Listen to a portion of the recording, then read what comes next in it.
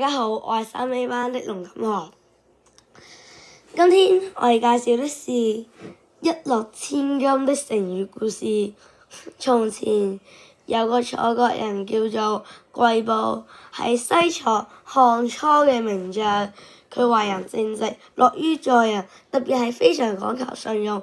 只要係佢答應過嘅，無論有幾困難，佢都一定會絞盡腦汁去做好佢嘅，所以呢，係當時名聲非常好。季布曾經呢係鼎裕嘅部將，佢好識打仗，幾次把劉邦打敗，搞到劉邦好狼狽。後來劉邦奪取天下，當上咗皇帝，會諗起拜喺季布嘅手下，就超級生氣。於是劉邦下令懸賞千金，要捉拿季布。咁私自藏格的人就要受到誅滅九族的處罰。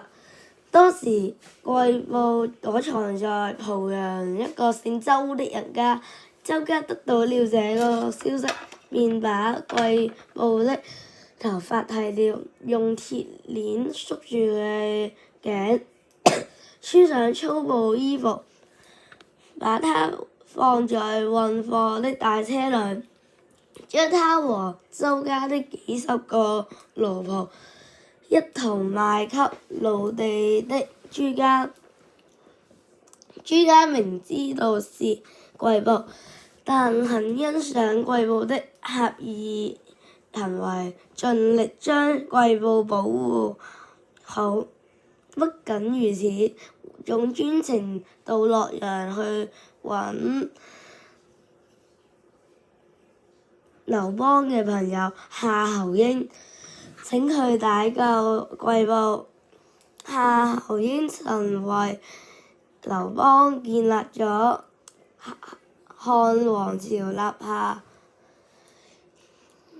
汗馬功勞。他很同情季布的不幸處境，在劉邦面前為季布說情，終於使劉邦赦免了季布，還封他為郎中。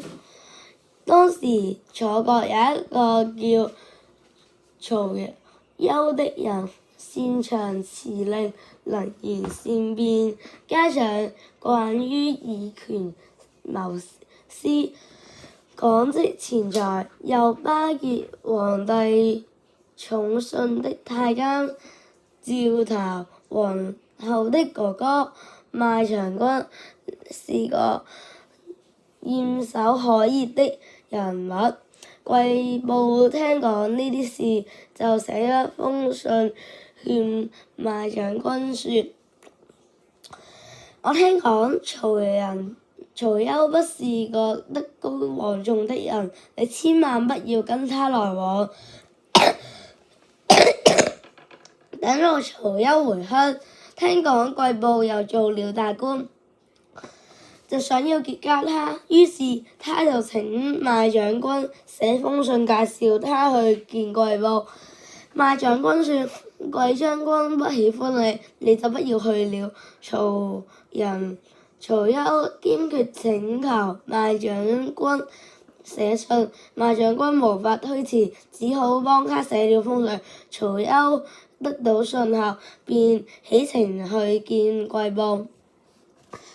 曹休先派人把賣長君的介紹送給季布。季布收到信果然大怒，等待着曹休的到來。曹休到了，就對季布個子說道：楚地人有一句俗語說，得到黃金百兩，比不上得到季布的一句諾言。你怎麼能在梁楚一帶獲得這樣的聲譽呢？再說我也是楚地人，你也是楚地人，我能夠把這句話到處宣揚，你的名字就會讓天下人都知道。難道我對你的作用還不重要嗎？你為什麼還要這麼堅決的拒絕我呢？